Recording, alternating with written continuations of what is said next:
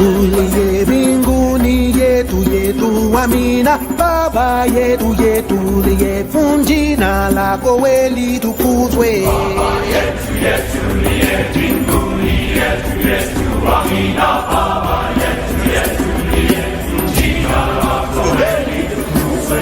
Utupe leo chakula chetu, tunachohitaji utusamehe makosa yetu, kumana tunawasamehe wale yotukosea, usitutie katika majaribu, lakini utuokoe na yule. Voilà, merci chers téléspectateurs de votre fidélité à Télé Congo Pointe-Noire. Après donc un grand moment, en tout cas, nous étions absents de la ville. Nous étions donc de l'autre côté de Brazzaville où nous avions aussi fait quelques tournages avec plusieurs hommes spirituels. Vous aurez tout le temps de suivre ces émissions. Là, on a tourné avec les spécialistes de Nzoubi. Nous avions contacté le président national du Congo de Nzoubi. On a fait des émissions avec lui. On a fait aussi des émissions avec les hommes de Dieu de Brazzaville. Question de vous faire connaître que cette émission a une portée nationale et internationale. S'il plaît à Dieu, pourquoi pas aller aussi à l'extérieur, au Gabon, en France, en Amérique, et pourquoi pas de l'autre côté de la Chine aussi pour faire des émissions. Tout est possible à celui qui croit, comme le déclare la Bible. Merci beaucoup et surtout, une fois de plus, merci de votre fidélité à cette belle et grande émission qui a une portée internationale. Merci donc à cette équipe technique qui travaille des pieds et des mains avec moi. En tout cas, malgré les conditions bonnes ou difficiles, mais ces jeunes travaillent de plein pied avec moi. Donc, il s'agit là donc de notre réalisateur attitré Nathan Nzamele et notre caméraman et monteur attitré de cette belle et grande émission, Sami Bwanga Moussolo. Voilà donc cette équipe qui travaille avec moi dans les bonnes conditions comme dans les mauvaises conditions. En tout cas, cette équipe est prête à donner leur tête pour la bonne marche de cette belle et grande émission, sans oublier le chef de programme de Télé Congo Pointe-Noire et la coordonnatrice de programme, Madame Zitangolo. Et pourquoi pas, en tout cas, dire merci à Henri Michel Ngakini, qui est notre mentor, et juste à côté de lui, Amédée Mesmin Massengo, et sous la haute supervision de la directrice interdépartementale de Télé Congo Pointe-Noire, dont nous saluons en passant, en tout cas, Madame Nadège Irma Ikama, en tout cas, une dame qui ne cesse de nous donner des conseils quand ça ne va pas. Et nous sommes très reconnaissants de tout ce qu'elle nous donne comme conseil, comme motivation. Elle nous booste d'aller encore de l'avant et de travailler, en tout cas, de plein pied. Et voilà donc, il s'agit donc du pasteur Élie du ciel Idoukou, qui n'est plus à présenter pour les fidèles et téléspectateurs de cette émission. Il s'agit de lui, notre invité de marque pour cette émission dominicale. Lui, il vient sur ce plateau justement, il est déjà sur vos petits écrans, vous le suivez déjà. Il vient sur ce plateau pour nous parler de ce grand événement qui aura lieu au sein de son église, là où il est comme pasteur, le visionnaire de cette église. Il est là pour nous parler de cette activité spirituelle. Alors il s'agira de quoi? Et donc ce n'est pas moi de le dire, ben, il est bien placé pour nous en parler.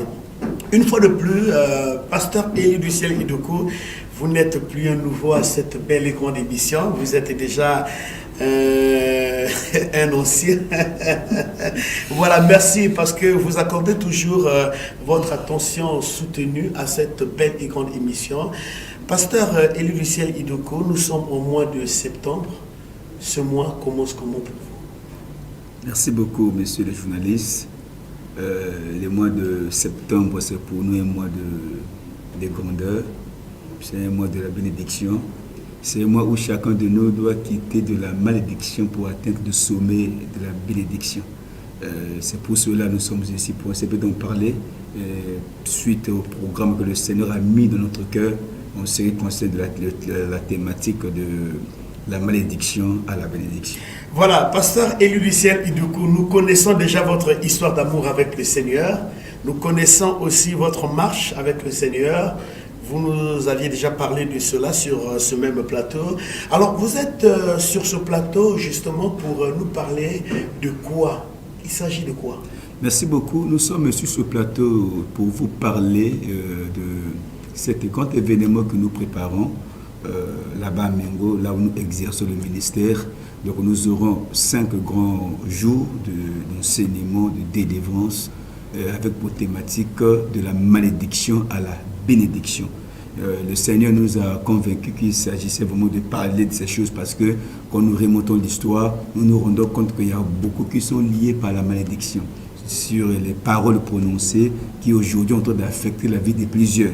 Donc le Seigneur veut résoudre ce problème, raison pour laquelle nous sommes ici pour en parler, pour que ceux qui sont victimes de ces choses-là trouvent gain de cause au travers de la bénédiction. Alors d'où est venue donc la vision de ce grand programme? Effectivement, c'est celui-là, la vision, c'est celle-là présenter ce grand thème que nous allons parler au cours de la semaine sur de la malédiction à la bénédiction. Voilà, d'une manière un peu lapidaire, pasteur Élie du ciel, de la malédiction à la bénédiction. Alors, qu'est-ce qu'une malédiction? Et quels sont les symptômes d'une personne qui est maudite? Merci beaucoup. C'est une très belle question d'ailleurs qui nous permet de faire le sommaire de ce que nous sommes aujourd'hui de dire. Déjà, le mot malédiction est composé de 2 mots. Nous avons le mot malédiction. Mal qui veut dire malheur, qui veut dire désastre. Et puis diction qui veut dire ou dicter. Déjà, et quand nous combinons ces mots, nous avons le malheur dicté, les malheurs prononcés. Déjà, en regardant l'étymologie de ce mot-là, on se rend compte que la malédiction, c'est les mal et les paroles mauvaises prononcées sur une personne. Donc nous pouvons définir la malédiction disons comme étant l'invocation d'une force de mal dans la vie d'une personne ou d'une famille. De la malédiction, nous pouvons le définir comme étant l'invocation d'une force de mal dans la vie d'une personne ou d'une famille. Et quand vous parlez de l'invocation d'une famille comme ça, une force maléfique comme ça, alors est-ce qu'on peut avoir une illustration, quelques exemples d'une personne qui est maudite, une famille maudite, un travail maudit, vous en savez plus? Oui, vous savez déjà, depuis la nuit des temps, quand nous regardons comment le monde est en train d'évoluer, déjà l'homme n'est pas simple. L'homme est composé de 14 sangs. Selon Matthieu chapitre 1er, la Bible nous parle de la généalogie de Jésus. Et quand nous regardons cette généalogie, on se rend compte que l'homme a 14 sangs. Donc, à base de ces informations-là, on se rend compte que les hommes auxquels nous portons leur sang, ils n'étaient pas tous chrétiens. Vous dites, pasteur, l'homme a 14 sangs. À 14 sangs. Il y a 7 du côté paternel, 7 du côté maternel. Et l'homme lui-même représente la 15e personne. Vous voyez que l'homme ne sort pas des néants. Il sort de quelque part. Il sort de quelque part. Les 14 sont, on peut les diviser en 2 parties. 7 du côté paternel. Vous voyez qu'il y a le grand-père avec la grand-mère qui ont enfanté, jusqu'à ce qu'ils ont mis au monde notre père. On voit du côté maternel, nous voyons là-bas, nous avons le grand-père, la grand-mère, jusqu'à ce qu'ils ont mis au monde la mère. Donc, les 14 sont là rassemblés, forment l'être humain. Et quand nous regardons l'être humain, nous ignorons des fois ce que ces hommes ont vécu avant nous. Ils n'étaient pas certainement tous des chrétiens. Ils étaient certainement ancrés dans les rituels, dans la magie, dans la prostitution, dans la sorcellerie, dans des choses un peu néfastes. Donc, au regard de cela, on se rend compte que l'homme qui est le produit de ces 14 sangs-là n'est pas néant. Il a l'ADN de ces 14 personnes-là. Donc si déjà, oui, le grand-père était cuveur, ça veut dire qu'il va transmettre ce sang-là à son père et le père transmet à son fils. De même, si la grand-mère était prostituée, vous vous rendez compte qu'il y a un lien qui est déjà là. Donc l'homme a l'ADN de sa famille. Le chromosome de la famille réside dans l'homme. Donc le sang-là, quand il se met à crier, alors ça affecte la vie de l'homme. C'est pourquoi tous ces rituels-là, tous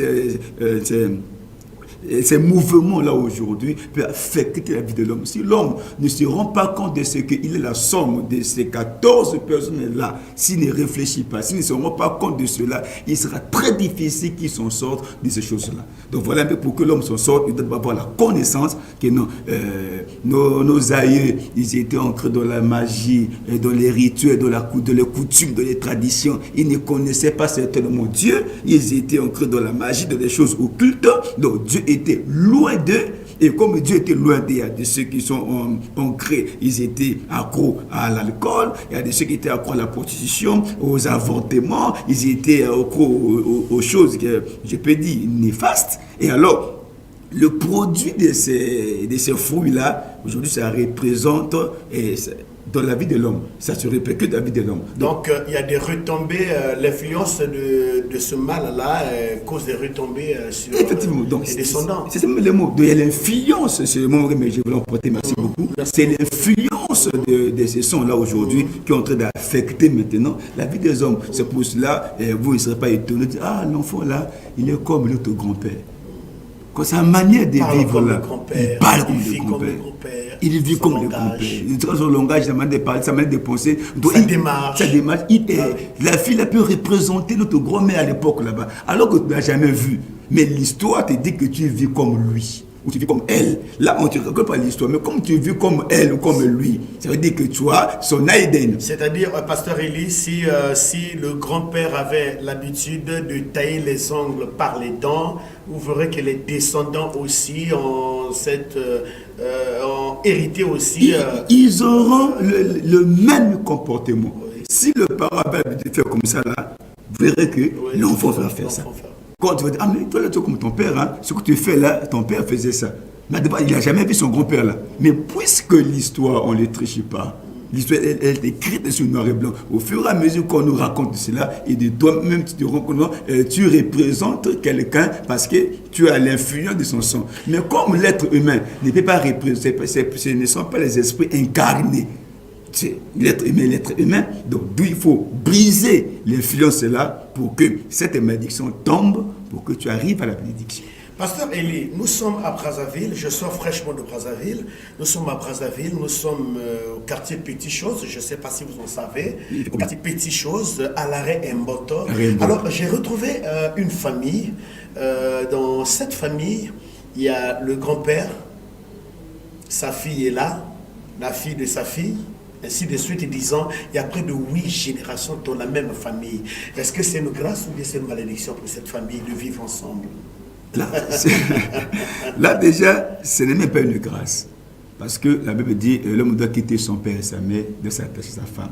Chaque être humain, quand il vient au monde, doit s'épanouir. Nous avons en nous ce qu'on appelle par le pouvoir de la procréation, le pouvoir de la multiplication. Alors, Dieu a mis en nous ce pouvoir-là. Donc, dès que les parents ont fait leur travail, les enfants qui arrivent au Dieu doivent faire leur travail.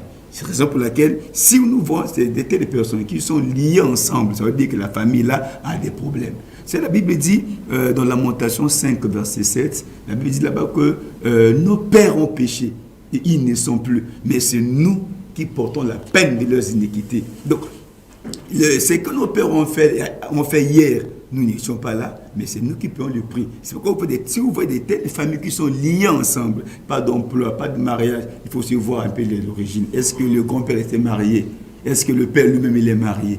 S'il n'a pas il faut remonter la pente. Il faut remonter l'histoire. Et vous vous rendez compte à des fois, ils ont des problèmes au niveau du matrimonial. Il y a des fois, les filles ne se marient pas. Elles peuvent mettre au monde, mais à la fin de compte, elles reviendront à la maison. Là, c'est un danger. Et si l'homme ou la fille qui nous écoute là ne tient pas compte de ces choses, elle ira seulement dehors, elle enfrontera des enfants, mais la finalité, elle reviendra à cage des pas. Là, c'est un danger. Comment on peut... Maintenant, qui va supporter ces enfants-là? C'est-à-dire que la femme est liée. Aujourd'hui, quand nous regardons la Bible, ça me vient à l'esprit dans le livre de Marc chapitre 11. La Bible nous parle là-bas d'un anneau qui était attaché. Un anneau qui était attaché, donc il pouvait brouter l'herbe à la longueur de sa corde. Et il tournait que là. Mais quand le Seigneur voulait faire la gloire de cet anneau-là, il a envoyé 2 disciples qui partent délivrer, détacher l'anneau qui était là pour que l'anneau soit en liberté. Mais dès que les disciples sont arrivés, Christ a dit, on va vous poser la question. Qui vous a dit de détacher cet anneau-là? Christ a dit quoi? Répondez-leur, le Seigneur en a besoin. Donc aujourd'hui, il y a certaines familles comme ça qui sont liées. Il y a une bonne nouvelle pour vous, c'est que le Seigneur nous a envoyé pour vous délivrer des liens des familles, pour vous délivrer des liens parentaux, pour vous délivrer de cette malédiction. Pasteur Elie, à vous entendre parler, un téléspectateur qui ne maîtrise pas, les histoires que vous êtes en train de nous parler des liens. Finalement, le lien, c'est quoi? Quand nous parlons des liens, nous sommes en train de voir l'ADN de la famille. C'est-à-dire les mêmes choses qui se répètent dans la vie de l'homme dans la famille. Je peux dire aujourd'hui, le grand-père là-bas qui était fumeur, la sémence là arrive jusqu'à son petit-fils. À son petit-fils. Et il a les mêmes traits. Je vais lire un texte. Allez-y. Que le Seigneur m'aide à retrouver ce verset. Dans Ézéchiel chapitre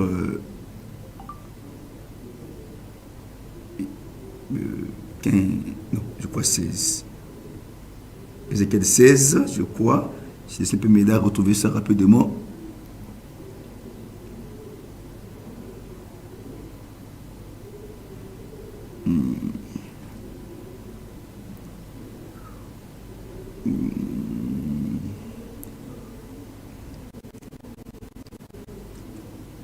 Bon, je prends Ézéchiel chapitre 16, à partir du verset 4. Il dit, à ta naissance, au jour où tu naquis, ton nombril n'a pas été coupé. Tu n'as pas été lavé dans l'eau pour être purifié. Tu n'as pas été frotté avec du sel. Tu n'as pas été enveloppé dans les linges. Nul n'a porté sur toi un regard de pitié pour te faire une seule de ces choses, par compassion pour toi, mais tu as été jeté dans les champs le jour de ta naissance, parce qu'on avait horreur de toi. Je passais près de toi, je t'ai aperçu baigné dans ton sang, et je te dis, vis dans ton sang, je te dis, vis dans ton sang. Le verset 4 là, il dit, à ta naissance, au jour où tu naquis, ton nombril n'a pas été coupé. Le lien est déjà là. Quand une femme accouche, la première des choses, la sage-femme fait quoi? Elle doit couper le cordon ombilical pour que cet enfant devienne libre, que ce bébé... C'est ce lien qui est entre maman, qui lie l'enfant. L'enfant, pour dire que l'enfant, désormais, ne doit plus manger au travers de sa maman. Il doit être indépendant. Il doit prendre son biberon et il prendra son biberon elle-même. Voilà que le nombril, le cordon ombilical doit être coupé. C'est la même chose. Quand dans une famille, le cordon ombilical, le lien de famille, le lien hérédité n'est pas été coupé, nous resterons comme ça. Et comment vous, dans votre manière de faire en tant qu'homme de Dieu, comment feriez-vous pour faire sortir celui qui est dans les 4 murs de la malédiction, pour briser ce lien, déjà ce cordon ombilical spirituel? Merci beaucoup. Déjà la parole est là. Quand nous avons Jésus, nous avons tout. Acte 4:12 le dit, il n'y a aucun autre nom qui nous a été donné en dehors du nom de Jésus. Donc au travers du nom de Jésus, nous avons une puissance. Parce que tout doit se faire au nom de Jésus. Nous prions au nom de Jésus, nous chassons les démons au nom de Jésus, nous demandons tout au nom de Jésus. Donc ceux qui nous suivent, ils auront également leur délivrance au nom de Jésus. Il faudrait que le cordon ombilical là qui nous lie soit coupé au nom de Jésus. Pasteur, il y a un téléspectateur qui est en train de vous suivre certainement. Il se pose la question par rapport aux circonstances de sa vie. Les choses ne marchent pas dans sa vie. Il peut déposer les dossiers à droite. Les dossiers sont refoulés. Il cherche le travail. Il n'en trouve pas. Il cherche le mariage. Il n'y a pas le mariage. Et parfois, il va dans les églises. On dit que chaque chose a son temps. Est-ce qu'il doit continuer à attendre le temps de Dieu ou quelque part ce dernier peut être dans une prison démoniaque? Merci beaucoup. Vous savez, il arrive un temps de la vie, l'homme doit faire ce qu'on appelle, ils ont regardé son rétroviseur. Parce que la vraie... La rétrospection. Voilà. Oui. La vraie délivrance commence d'abord par l'information que tu as toi-même. La mauvaise information va te mettre hors la délivrance. Vous savez que quand on lit la Bible, je vois un homme comme Bartimée qui était aveugle, mais quand il a appris que Jésus passait, il dit non, ça c'est une opportunité que je peux saisir. Alors, Christ sur la terre était Dieu. Il dit à Bartimée, que veux-tu que je fasse pour toi? Mais Jésus savait qui était Bartimée. Il savait que Bartimée était aveugle. Mais il lui posa quand même la question pour savoir que veux-tu que je fasse. Il voulait que Bartimée décline lui-même son identité, qui dise lui-même ce qu'il veut. Certainement, il était aveugle, mais il avait besoin de la femme. Certainement, il était aveugle, il avait besoin de l'argent. Certainement, il était aveugle, il avait besoin du travail. Donc, Jésus voulait que cela sorte d'abord de lui-même. Et quand Bartimée a dit « je veux voir », Christ l'a guéri. D'abord, c'est l'information. Quelle est l'information que tu as sur votre famille? Les liens d'hérédité, les liens de sang, c'est un lien très compliqué. C'est nous les bosoms. Aujourd'hui, je vais ouvrir une parenthèse. Israël est en train de souffrir aujourd'hui. Bien que nous savons que c'est l'accomplissement de la promesse. Mais en dehors de l'accomplissement de la promesse, là, entre parenthèses, je peux dire, c'est parce qu'Israël lui-même a accepté les sorts innocents sur leur tête. Quand Pilate a dit cet homme, je ne peux pas le tuer, je n'ai rien trouvé de mal en lui, je vais vous le relâcher. Le peuple a dit quoi? Il dit que son sang retombe sur nous et sur nos enfants. Vous voyez ce que le peuple juif a demandé? Il dit que le sang de cet homme retombe sur nous et sur nos enfants. Quand il dit sur nous et sur nos enfants, il ne parle pas que des enfants, il parle des générations.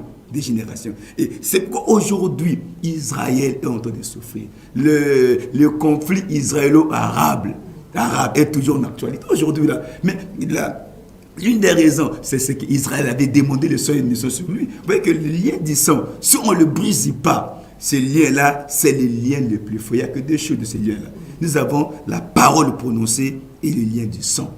Ce sont les deux mots qui sont très délicats sur la vie spirituelle. Les paroles que nous prononçons. Jésus a maudit les figuiers par la parole. Il y a ce qu'on appelle par le pouvoir, la puissance de la déclaration. Les paroles que vous prononcez. C'est pourquoi, je n'ai pas encore vécu un peu au village, mais quand nous regardons l'histoire, vous voyez qu'autour des notables, quand ils parlent, ils ont des fois les couleurs de la bouche. En parlant, ils les jettent par terre. Ils parlent à la terre parce qu'ils savent la terre écoute. Et tout ce qu'ils sont en train de déclarer là, il y aura les effets. Les déclarations qui parlent là, et tout ce qui sont en train de dire là, les paroles là peuvent atteindre quelqu'un à des milliers de kilomètres. Même si tu te trouves à Paris, ici au Congo, on déclare des choses sur toi, ça peut t'arriver. C'est les pouvoirs de la parole. Et le deuxième lien, c'est le lien du sang. Si déjà en toi tu portes le sang de la famille X et que la famille là a été accro à la sorcellerie, tenez-vous tranquille, vous aurez les mêmes problèmes. Vous aurez le même problème de la sorcellerie de votre famille. Aussi longtemps que ce n'est pas brisé, vous y demeurerez éternellement. Voilà. Pasteur Eli, et que diriez-vous pour une personne qui est atteinte du diabète, papa était diabétique, et demain matin, on constate aussi que les enfants deviennent aussi des diabétiques. Là, on voit déjà, il y a un lien de sang, comme vous venez de le dire. Mais ça, c'est un peu dans le cadre un peu biologique. Est-ce que sur le plan spirituel aussi, quand je vois déjà biologiquement comme ça, la personne atteinte aussi, le papa, les enfants, est-ce que sur le fait spirituel aussi, c'est la même chose? C'est la même chose. Que vous venez de le dire. Vous savez, il n'y a rien qui se passe au physique, qui ne trouve pas son origine spirituelle. Tout se crée par l'esprit. Ici, déjà, au niveau de la biologie, de la science, nous démontre cela. Je dis que de la spirituelle, c'est comme ça. Si déjà, le Père était comme ça, c'est bon, c'est l'ADN, c'est le sang là. Comme nous portons le sang là, ça veut dire que nous l'aurons toujours. Mais il y a la possibilité de briser sa voix, Jésus. Voilà. Maintenant, pasteur Eli du Ciel Idoukou, nous profitons de votre présence sur ce plateau. Certainement, il y a des téléspectateurs aussi qui ont l'habitude de lire la Bible. Il y a quelqu'un qui est en train de dire, mais le sang de Jésus a tout payé. Pourquoi le brisement des liens? Le sang de Jésus a tout payé, mais Christ a dit, allez faites de toutes les nations mes disciples. Ça veut dire que nous avons la possibilité aujourd'hui. Le sang de Jésus aujourd'hui est en train d'agir pour celui qui a Jésus en lui. Celui qui n'a pas Jésus, le sang n'a rien à voir. Parce que comment on peut dire que j'appartiens au royaume si je n'ai pas le signe du royaume? Le sang de Jésus agit sur ceux-là qui ont Jésus en eux. Si vous n'avez pas Jésus, le sang de Jésus n'a pas d'effet de votre vie. Donc, pour que le sang de Jésus ait des impacts de la vie d'une personne, il faudrait bien que cet homme-là ou cette femme-là appartienne à Jésus. Je parle d'Israël de l'Égypte. Dieu dit qu'il devait envoyer l'ange exterminateur, qui devait donc tuer tous les premiers-nés égyptiens. Mais Israël devait être épargné que s'il y avait le sang sur les linteaux. Moïse donc a tué l'aliment. Il dit à chaque famille de prendre une brebis, de l'égorger et de prendre donc le sang, de mettre sur les linteaux, sur les portes. Et quand le soir, l'ange exterminateur passait, là où vous voyez le sang, il ne tuait pas. Mais là où il n'y avait pas de sang, il tuait pourtant. Et Jean-Baptiste a dit, Jésus est l'agneau de Dieu qui ôte le péché du monde. La même réalité de l'Ancien Testament arrive au Nouveau Testament. Pour que le sang de Jésus ait les impacts de la vie d'une personne, il faudrait bien que cette personne-là ait Jésus en lui. Il faudrait que Jean 1,12 s'accomplisse dans sa vie. À tous ceux qui l'ont reçu, à ceux qui croient en son nom, il leur a donné le pouvoir de devenir enfants de Dieu. Donc, dès lors que tu deviens enfant de Dieu, en ce moment, le sang de Jésus a les impacts positifs dans votre vie. Voilà, il s'agit donc de ce programme de la malédiction à la bénédiction. Vous venez donc de nous éclairer la lanterne en ce qui concerne la malédiction. Alors, dites-nous, pasteur Élie du ciel Idoukou, quelles sont les acrobaties que vous allez faire, les acrobaties spirituelles, pour que les gens quittent de la malédiction pour arriver dans le camp de la bénédiction? Permettez le terme acrobatie spirituelle. Je voulais parler comment feriez-vous dans vos styles de prière pour aider ce peuple, ces personnes qui sont sous la malédiction. Tout est résolu par la prière. La prière, j'ai toujours dit, la prière est une clé multiforme. La prière a la capacité d'appeler Dieu. La prière a la capacité de transformer les faits. La prière a la capacité de transformer les circonstances. Donc, notre seul moyen de passer de la malédiction à la bénédiction, ce n'est que la prière, ce n'est que Jésus. Présenter Jésus au peuple, enrichi par la prière, et les liens vont être tombés. Quand les liens sont tombés, l'homme devient libre. Donc le seul moyen, ce n'est que la prière. On n'a pas autre chose à donner. Ce que nous pouvons donner à l'église, ce n'est que la prière. Ce n'est que présenter Jésus. Et tout celui qui a Jésus en lui, il a la liberté. Il a la vie. Donc, pendant nos moments de prière, pendant le moment d'exercice du ministère, on va autre que présenter Jésus au peuple qui viendra à ces exercices-là. Et ceux qui auront les oreilles si concis, qui seront sensibles à écouter Dieu, je crois que ceux-là, leur vie ne seront plus le même. Voilà, ça se passera déjà comment? Les orateurs, quels sont les orateurs qui prendront part à ce programme? Et ça, c'est un programme de combien de jours? C'est un programme de 5 jours qui va commencer ce mercredi 7, jeudi 8 et ça va s'étendre jusqu'au dimanche 11. Nous aurons 5 jours parce qu'il y a beaucoup à se dire dans ce thème.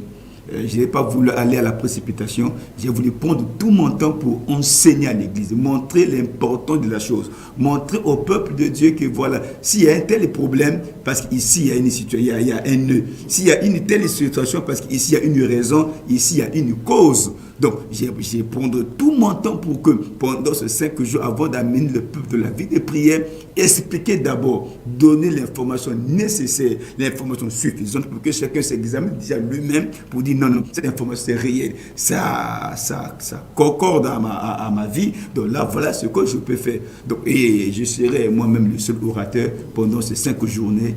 Je vais travailler seul parce que il y a beaucoup à dire. J'ai voulu moi-même donner partager cette information-là au peuple de Dieu et amener le peuple de la vie de prière. Donc, je serai le seul orateur pendant ces 5 journées que je parlerai de Jésus. Pasteur Élie, ce programme va se passer où et quelles sont les heures? Merci beaucoup. Ce programme aura lieu à Mengo. Là où nous sommes en train d'exercer le ministère à Mengo. Donc, derrière le péage de Mengo, c'est là où nous exerçons le ministère. Vers l'avenue de 100 mètres. Donc vous arrivez à l'école de Mengo. Derrière l'école de Mengo, l'école primaire de Mengo, merci. En allant vers l'avenue de 100 mètres, parce que là-bas, à Mengo, nous avons une grande avenue de 100 mètres qui quitte Mengo jusqu'à Chiafoumou. Donc c'est cette grande avenue où nous sommes proches de l'avenue là. Et c'est là où va se tenir ce grand programme dans le ministère ciel qui n'est autre que la communauté internationale éternelle et lumière du 7 au 11 septembre 2020. Alors sur le plan organisationnel, ça se passe déjà comment avec les chantres, les protocoles, les interprètes? Alors, est-ce que l'organisation elle est déjà faite ou bien vous êtes prêt à mettre sur pied tout ce qu'il faut pour le bon déroulement de ces festivités spirituelles? Bien, à la date d'aujourd'hui, on peut dire que tout est fait. Nous sommes, je peux dire déjà, 75% d'organisation. C'est suffisamment avancé. Et à partir de demain déjà, on va faire des combles, on va mettre le tout en place. On peut dire que déjà, au niveau de l'organisation, qu'il soit des chantres, les protocoles, les intercessions, les interprètes, tout est fait prêt. Et l'organisation déjà a atteint un niveau très élevé. Et nous sommes rassurés déjà que ces moments, ce sera des moments très forts dans la présence du Seigneur. De la malédiction à la bénédiction, pasteur Élie du ciel, on vient donc de comprendre en ce qui concerne donc la malédiction avec ses enjeux, ses désavantages. On a compris cela. Alors rapidement, pasteur Élie du ciel Idoko, quels sont les symptômes ou les signes qui montrent que cette personne est dans la bénédiction? Puisqu'on a parlé de la malédiction. Puisqu'on a parlé de la malédiction. C'est d'une manière un peu lapidaire, quoi. Merci beaucoup. Déjà, avoir la bonne santé, c'est quelque chose de valeureux, des meilleurs.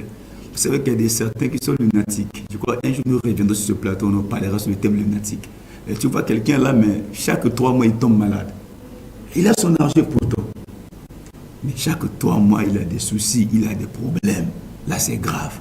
Et il y a des signes de la bénédiction. Déjà, après, le premier, ce que je peux dire d'une manière lapidaire, là, c'est la bonne santé. Quand nous avons une bonne santé, c'est le premier signe de la bénédiction. Et la Bible d'ailleurs même dit que c'est la bénédiction de l'Éternel qui enrichit et elle ne se fait suivre donc d'aucun chagrin. Si déjà ce que Dieu nous a donné nous permet de cadrer tout ce que nous avions, elle est légale pour nous. Mais si c'est une bénédiction qui amène beaucoup de situations, beaucoup de problèmes, là c'est compliqué. On va se poser la question, mais de quoi bon j'ai cet argent-là? De quoi bon je suis béni? Alors que chaque fois les enfants sont malades, la maison a des problèmes, les factures ne finissent pas, il y a des cela. Donc tu es béni, mais tu as des problèmes.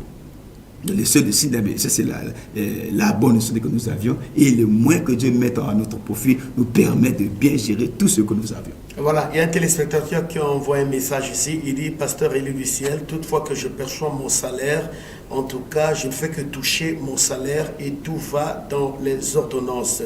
Deuxième téléspectateur, oui, c'est une téléspectatrice, elle dit ce qui suit: toutefois que je suis enceinte de 3 mois, en tout cas, ma grossesse fait que couler. Alors, qu'est-ce qui ne va pas? Est-ce que je suis sous la malédiction ou bien c'est un problème biologique?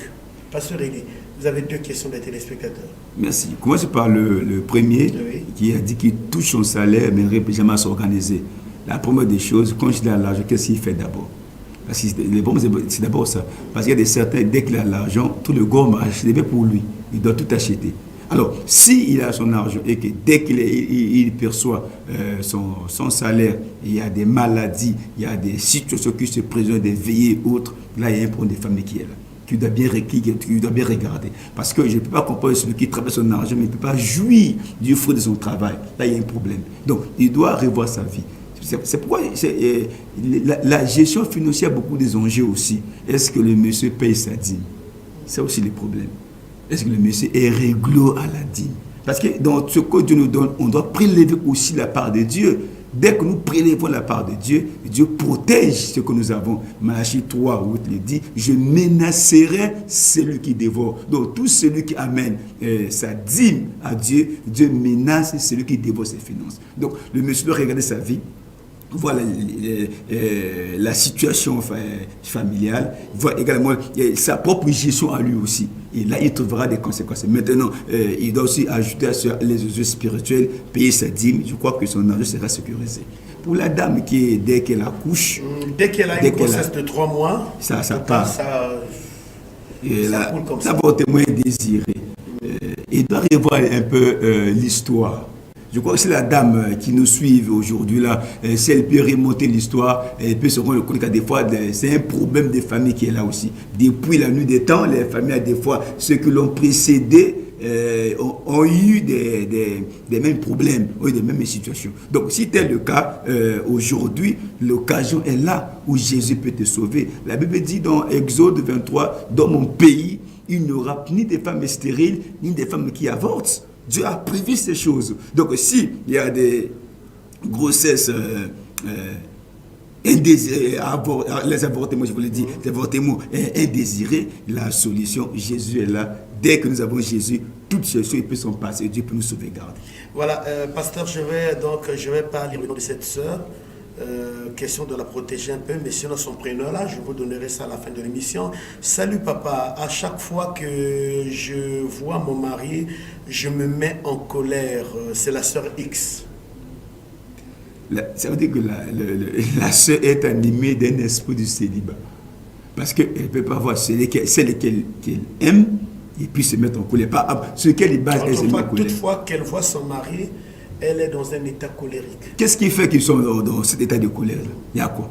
Ça veut dire que la sœur est animée par un esprit de célibat. Parce que à chaque fois qu'elle se comporte comme ça, ne veut pas qu'elle soit mariée. Le monsieur ne va pas supporter ça. Il y aura un jour, le monsieur aura marre. Il dira non, certainement, c'est pas le choix, c'est pas ma compagne, c'est pas mon âme sœur. Alors je préfère changer de direction. Donc la sœur est animée d'un esprit de célibat qui veut le pousser à aller dehors. D'accord. Et quelle est la solution, pasteur? Vous êtes bien placé pour apporter une solution. Bon, la solution, qu'est-ce qu'elle doit faire?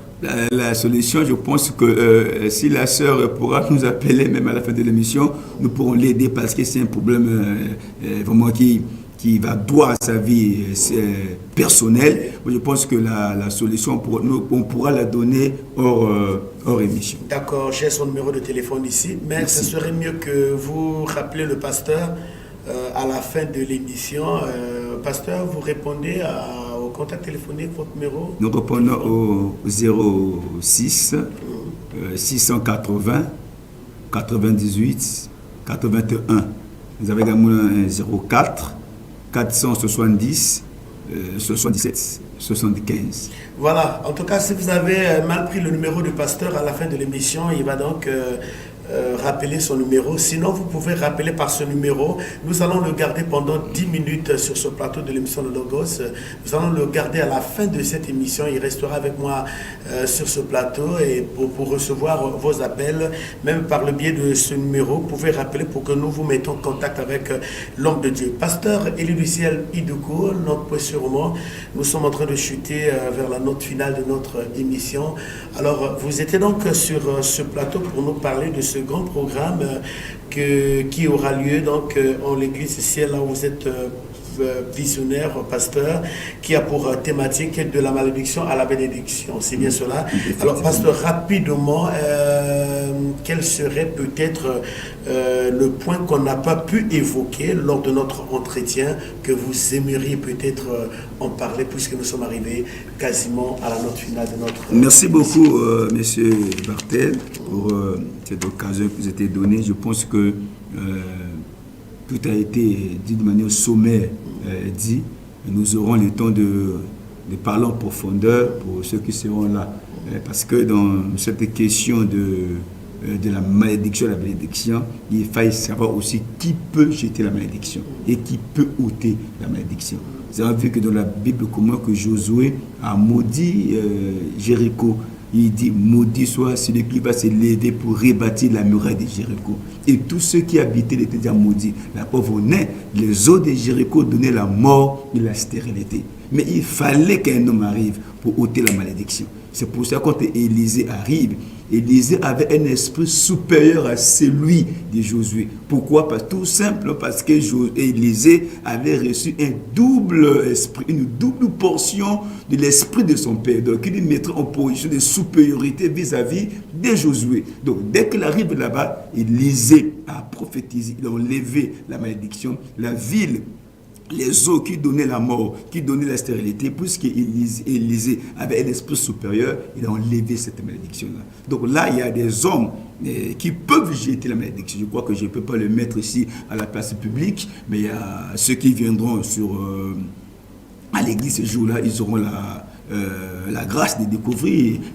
qui peut jeter la malédiction. Donc, s'il y a un homme ou c'est une catégorie de personnes qui peuvent jeter la malédiction, ça veut dire aussi qu'il y a un homme qui peut enlever la malédiction. Donc, Dieu. Voilà donc qui peut jeter la malédiction et qui peut ôter la malédiction, et rapidement, et pourquoi jeter la malédiction à quelqu'un? C'est la toute dernière question. Merci beaucoup. Vous savez que... En 1 minute, 5 secondes, pasteur. Allez-y. Ce serait peut-être...